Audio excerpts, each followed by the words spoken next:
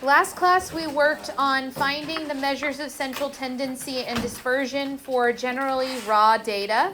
So we were given tables of values, asked to find the mean, asked to find sigma, asked to find these different values. You can now refer to all of those formulas on the formula chart that I gave you. That's the first section on the front of the page. You'll notice the second section on the front of that page says measures of central tendency and dispersion for grouped data. That's what we're going to be working with today.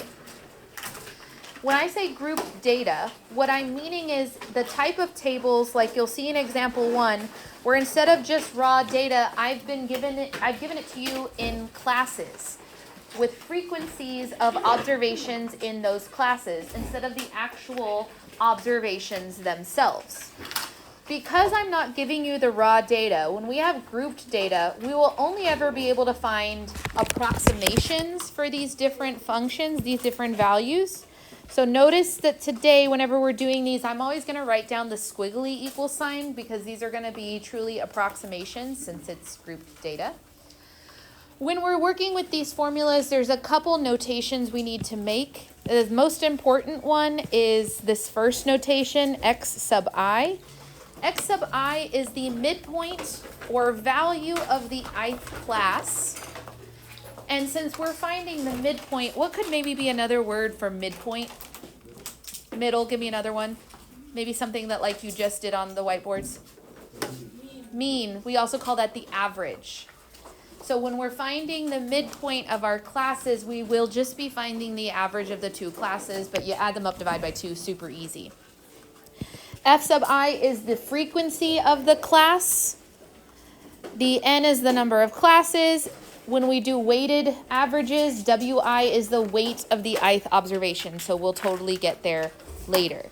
What we're going to be doing first is finding the arithmetic mean for population, which is mu, and arithmetic mean for the sample, which is x bar. Luckily, these formulas are exactly the same. So for mu or x bar, so for a population and a sample, the formula doesn't change. But the way that we calculate it changes from the way that you calculated average last time. Last time you just added up all the data, called it good, and divided by the number. But today, you are going to be adding up all of the data that is multiplied by, sorry, that's not correct English. The multiplication of the midpoint and the frequency. That's pink, by the way. If you're going to ask me that question, that is a pink highlighter.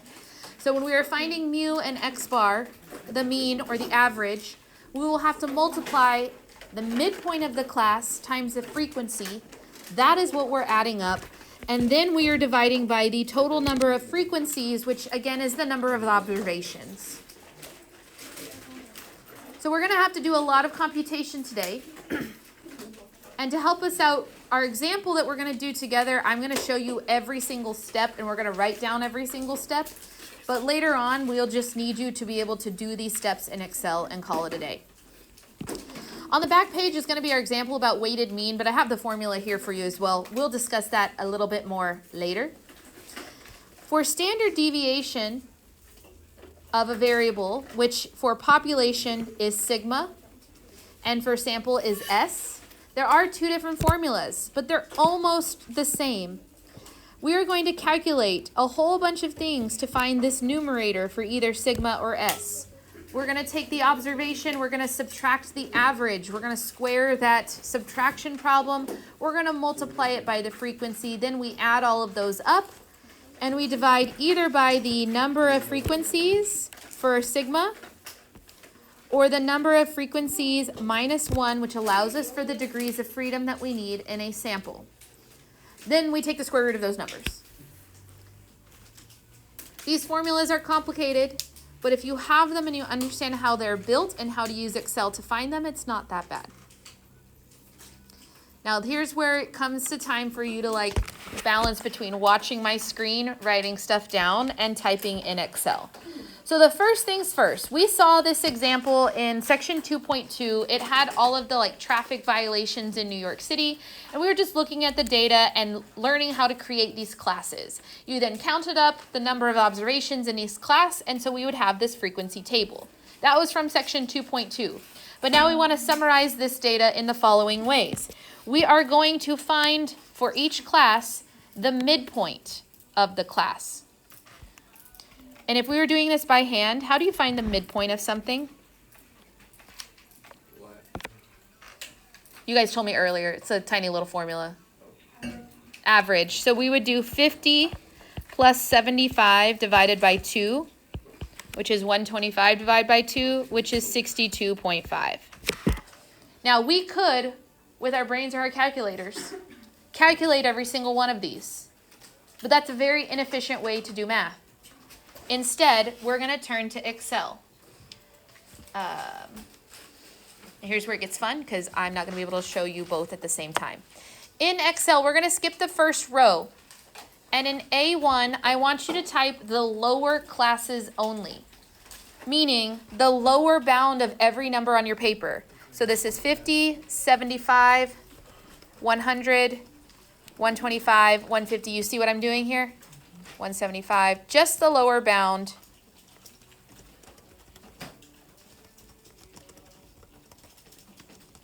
In column B, you are going to put the upper bound. Now pay attention here. I am not typing 74.99. I want the actual upper bound of 75. Even though that class is only reported to 74.99, when you are calculating these things, you are basically rounding that bad boy up to the actual upper boundary of the number. So I wrote 75, 100, 125, 150, 175, and on. Yes? Yes. Okay, so now that we have the lower and the upper class written down, in column C, this is where we're going to find our midpoints. So what was the formula in Excel to find the midpoint? That's a really good question. Yeah, midpoint, I keep asking you, what is it called? The average. The average. So we're going to do equals average, open parentheses, and then either by typing or by picking up your mouse, you're going to select the two columns that we want the average of, the two cells that we want the average of. Close parentheses and enter. Now from here, we can either keep typing equals average, but that's annoying. So instead, we're going to click that cell and we're going to duplicate down the formula by dragging the formula down, and notice it is now averaging each row, and the numbers keep changing.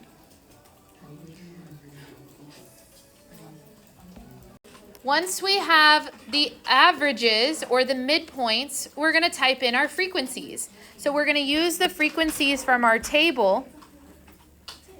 1, 0, that's 10. 1, 0, 7, 10, 5, 4, 13, 4, 5, 0, 1. And I'm already feeling like there's a lot of numbers on my screen, and I'm going to lose track of what everything is. So I recommend, especially when we're starting to do all of these things, that you make a title row. I would call this the lower bound. I would call this the upper bound. I would call this the midpoint. I would call this the frequency. You can label them whatever you want, but it's going to be helpful later if you know what column is what. So adding a title row is super helpful here.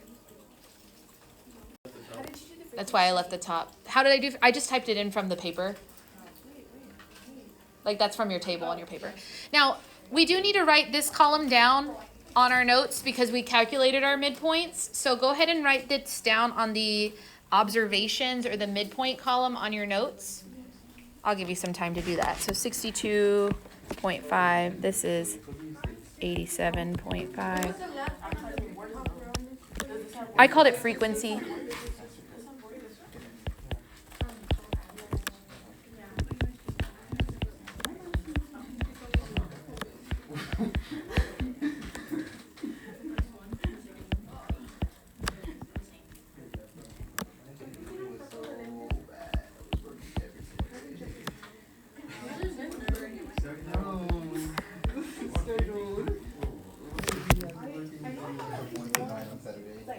And we're going to go ahead and use this column. Why can I not type the word multiply? To actually multiply the midpoint times the frequency. And again, this is why it's very helpful that I've labeled my row 1, because I now know which column is what. So I pressed equals. C2 had my midpoint. D2 has my frequency.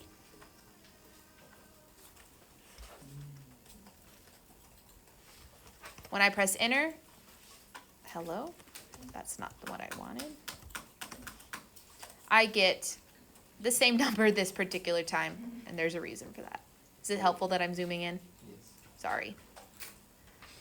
I got 63. Yours is just round, it must be rounding up.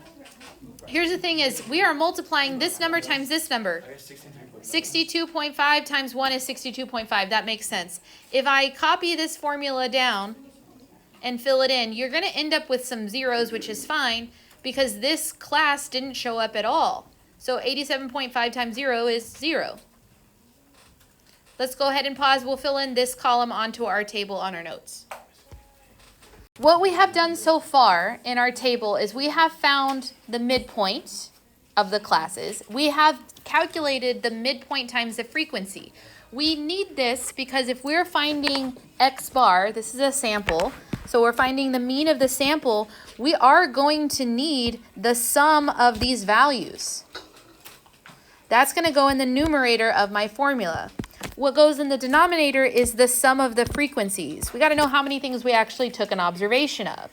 So in Excel, how can I make it work for me to do this addition problem? What's the formula? Not total. Give me another word that means the same thing. Sum equals sum. So in my opinion here, this would be a great time to add a couple more labels. I want the sum of these two columns. So in this row, I'm going to call this the sum, and I personally like to bold these. But then I'm going to say this is equal to the sum of this entire column. Click. And this is equal to the sum of this entire column. And click. And that didn't work. Because I summed up my own number. There we go. So we get the values. The sum of the frequencies was 50. We can put that in the blue.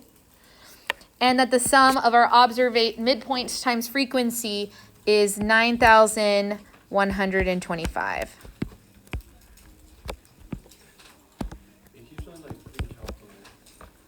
So then if we're finding this average or this mean X bar, on our notes, let me flip back to our notes so you can see what I'm doing. I would down here calculate this pink number, 9125, divided by the sum of the frequencies. And you can do that in Excel or you can do it in a calculator. But if I was doing it in Excel, the way I would do this is I would reference, I would say this one divided by this one, because I want the sum of the multiplying step divided by the sum of the frequencies.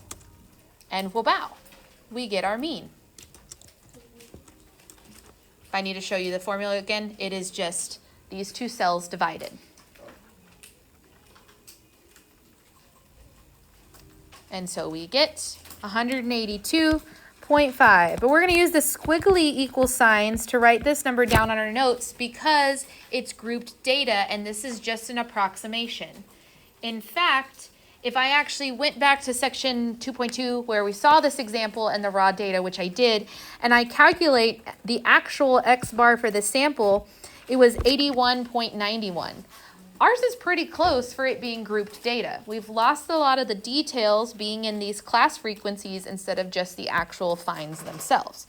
So it's still a pretty good estimation. There's one note I would probably write down if I were a student right here. Number one, if I didn't remember the formulas for sum and average, I would be writing those down. But I would also make sure that you remember that we found this particular column by doing the average of the lower and upper class limits. How do you find the Say again? What's the first formula again? Equals average. Questions, comments, concerns about mean? Does that feel okay? It's the same concept as before where we will add them up, divide by the number of observations. It's just that we don't have the raw data to add up. So we have to multiply the midpoint times the frequency to make up for that. It's fine right now because you're showing it to us by ourselves.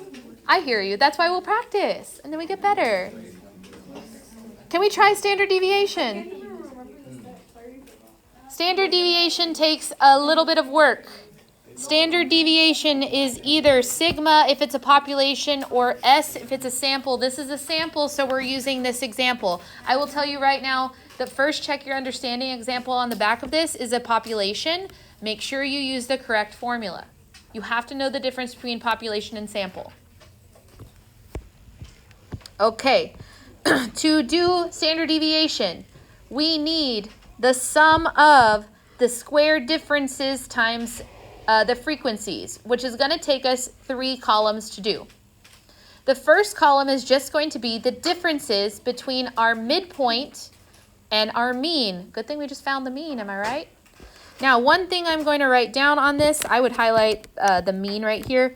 You're going to have to make this part of your Excel formula, you're going to have to make it sticky. Those of you who actually took your notes last class when I wasn't here, what did I mean by sticky? I don't know, but you said it was something different on Excel. Uh-huh. It doesn't change. It is an absolute reference instead of referencing something that will change. The way that you make cells sticky is that you put a dollar sign before the row and a dollar sign before the column. I said those backwards, but you get it. Did I get that right? It is an E15. Is that what I wrote down? It is. Look at me go. Okay.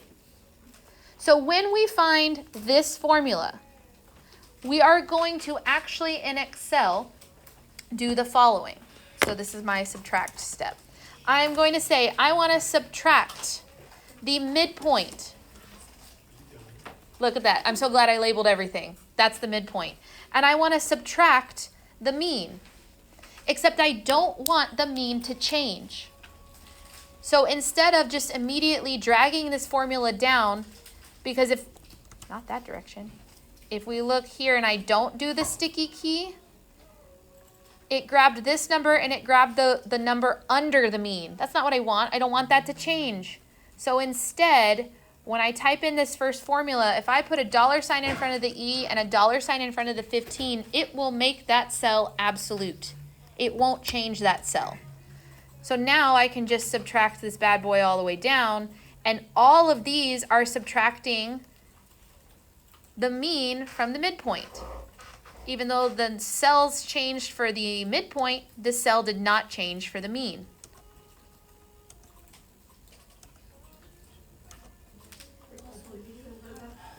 Once you get these, let's write this down in this column because this will give me a chance to help you or have people near you help you. So go ahead and write down all of these observations into this column. The next column is a big hint for us. After we subtract the mean from the midpoint, what are we going to do with that value? Square it. So in Excel, what we're going to do is we're going to say, all right, this is going to be my square step, equals this cell that has your subtraction problem in it, shift 6 squared. Desmos got its language from Excel, so most of the things you know from Desmos will work in Excel. Shift 6 was how you got an exponent in Desmos. Shift 6 is how you get an exponent in Excel. We've got that square number. We drag that down. We don't need to make anything absolute here. No sticky keys. And we have these numbers. Let's go ahead and write these down. The last column when we're calculating standard deviation that we're going to need is labeled xi minus x bar squared times fi, which means we are multiplying again. This time we are multiplying the squared value we got times the frequency.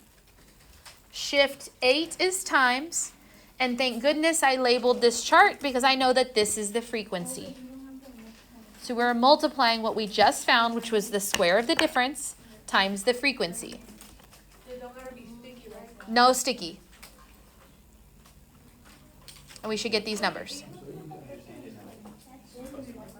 I think some of us can see what's coming here. So now that we have this last column filled out, we know that we need to sum these values. because my formula specifically says that I need to find the sum of the multiplication of the square differences times the frequency.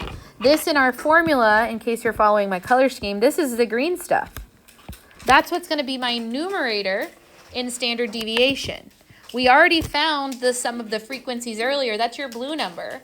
And since this is a sample, we'll subtract 1 for degrees of freedom. But we can go ahead and pretty much find the rest of these by summing this column, dividing by the observations minus 1, sum of the frequencies minus 1, sorry, and then taking the square root.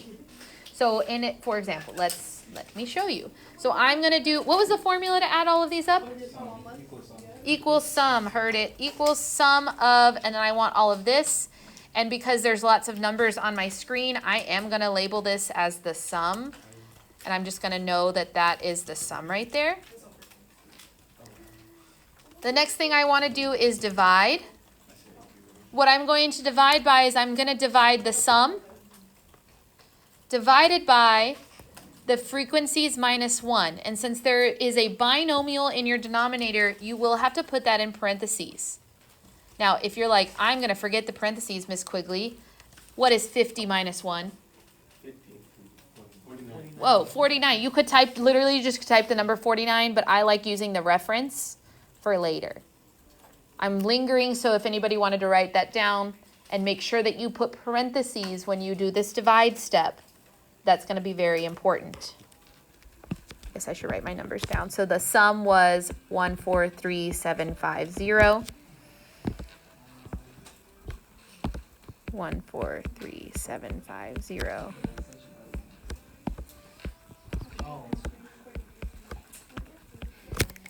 So if I press enter, we're almost there, because what does this whole formula have around it? A square root. So if I was finding the standard deviation, I need to just do the square root. This is also just S, whatever is helpful for you to remember. To get Excel to do a square root, again, Desmos got its language from Excel. So in Excel and in Desmos, you type SQRT, open parentheses, and then I'm going to do the square root of this cell. And we have our standard deviation. Which cell is it? For me, it was H15. I don't know where you put yours. Good question. Divide is the sum divided by, open parentheses, the frequencies minus 1. And I only did minus 1 because this is a sample. If it was a population, you do not do the minus 1. Bless you.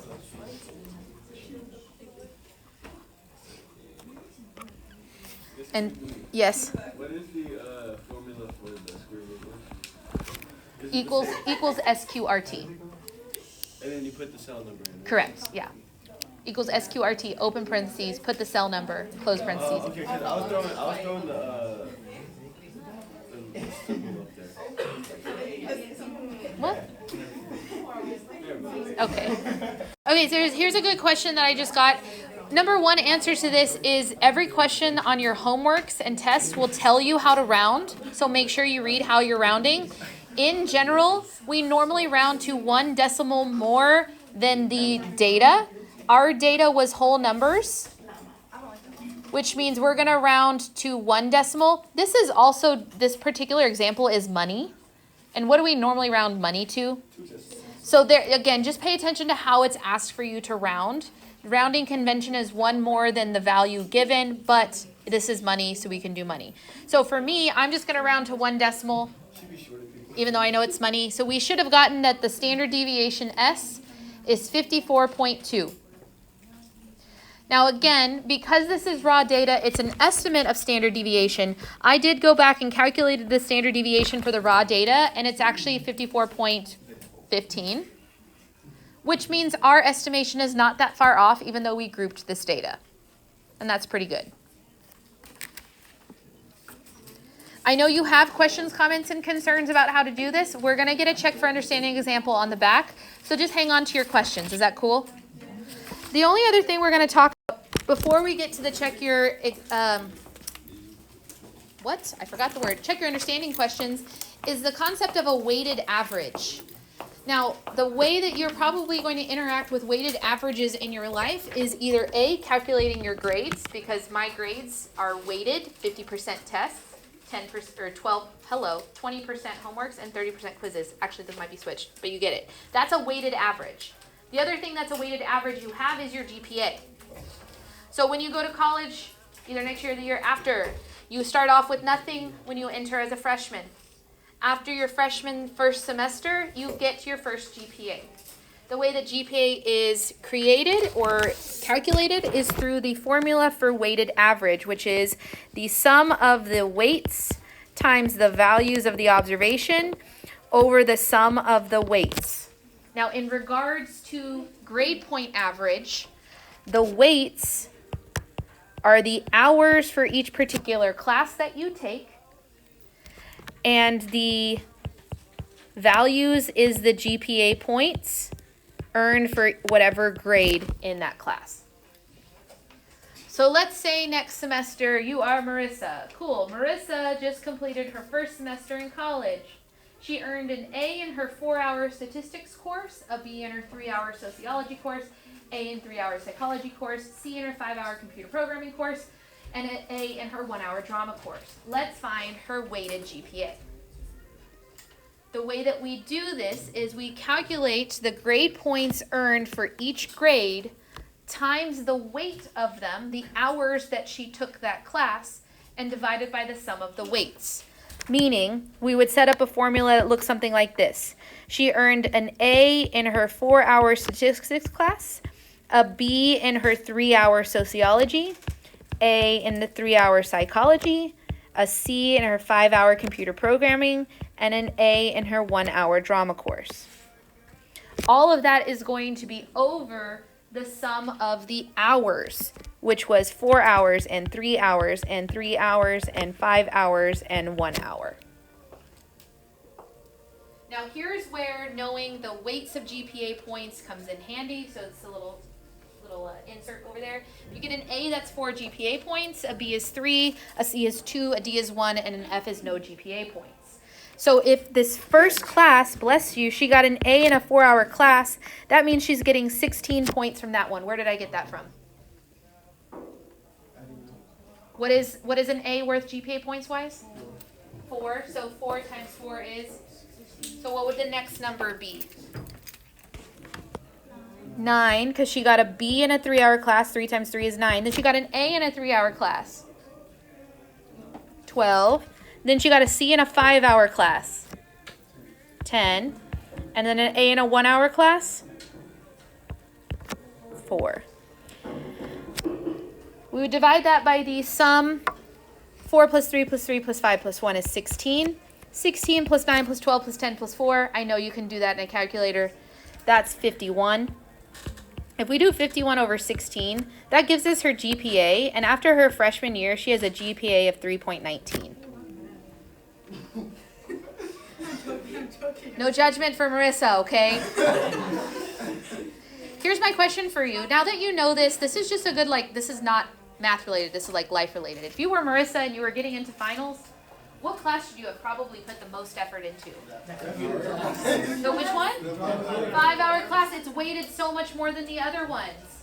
You could kind of blow off the drama class. It's only a 1-hour class. Don't blow off any other classes. But if you're trying to raise your GPA, you're trying to maintain a particular GPA to keep scholarships, you're going to have to understand how this works. And your classes that are more hours, you need to make sure that they're higher grades. Do we understand the concept of what I mean by credit hours? Here's my question for you. What is a normal college class's credit hours? 3.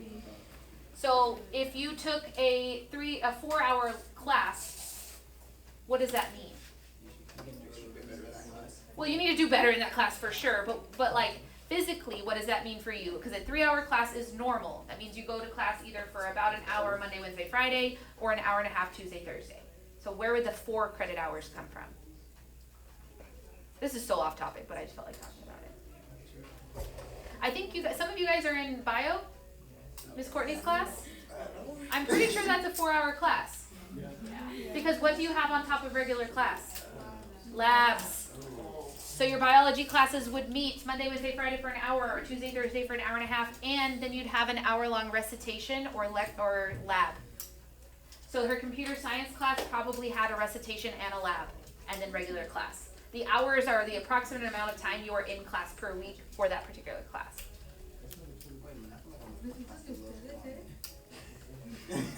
Oh, I left this on. But what I would like for us to do is to try doing one of the standard deviation and mean problems from grouped data on our own. And by on our own, I mean with the people next to us. So I have down here this example that says the frequency distribution below represents the class size of all courses offered at UT Austin in the fall of 2022. We're going to find the approximate mean. We're going to find the approximate standard deviation. Now, this is where it starts to ask you, is this a population or a sample? But I'm going to help you answer this question now. If it tells me that this is all of the classes at UT Austin, is this a population or a sample? Population. So make sure when you are doing your standard deviation that you are looking at the formula for sigma, not S, because this is a population. And know that you are finding mu, not X bar this time, although the formula is exactly the same. The one other thing I don't want to have to correct on everybody's computers, because I did first period, when you first start typing in your table, what should the first column have in it? Lower. The lower. So what number specifically? 2, 10, 20, 30, 40, 50. The second column should have what in it? 10, 20, 30, 40, 50. Okay. Work with the people next to you. I would not delete the formulas you have so that you can reference what you did. Scroll down and just start underneath it, so that you can have all of the examples showing on this scratch paper for forever. I would not get rid of this tab from today. Can we do it on the side? Sure. Next to it? The side works too. I think that's After a little bit of time, I'm going to put the answers up here, and then I'll scroll to the next one. But this might take you a while, so don't get frustrated. Just ask questions. I got you. Now that we have mu and sigma, we can answer questions like letter C. Now, we will need our formula chart for this. I want you to look at that bell curve on your formula chart. There is a rule of where data lies in regards to this bell curve. Look on there, it's kind of in the middle-ish. It says 95% of data. I don't know why I'm holding this up. That's not a formula chart. 95% of data, and it has boundaries that says within 2 standard deviations. And if you look at the boundary line and go all the way to the bottom of that image, it has 2 formulas. The formula on the left side says mu minus 2 sigma. The formula on the right says mu plus 2 sigma. So what we are going to do is we are going to calculate mu minus 2 sigma and mu plus 2 sigma, which means we're doing 26.4 minus 2 times 27.4 and 26.4 plus 2 times 27.4. You could do this in Excel. You could do it referencing the cells that have your standard deviation and your mean, or you can turn to a calculator if you're like, I'm over Excel for a hot second, and you can calculate these values. When you calculate the first value, it would be negative 28.65. And when you calculate the second value, it would be 81.07. What does this mean for us? That means that 95% of the classes at UT Austin in 2022 had class sizes between negative 28 students and 81 students. But that's weird to answer that way, am I right? Can there be negative 28 students in a class? No, so you would report this and you would say that there's a 95% chance that it is between 0 and 81 students in a class at UT Austin. 95% of the observations fall within 2 standard deviations of the mean. So we found 2 standard deviations below and 2 standard deviations above the mean. And we had to make it make sense because negative 28 doesn't make sense. Cool? Now, for the rest of the time that we have left, you can finish this example if you hadn't gotten there, or start working on example 2. And example 2 is the ages of mother at childbirth for samples from 1980 and 2021. I want you to find the mean and standard deviation for 1980 and the mean and standard deviation for 2021. So when you finish answering this question, you will have 4 things written on your paper.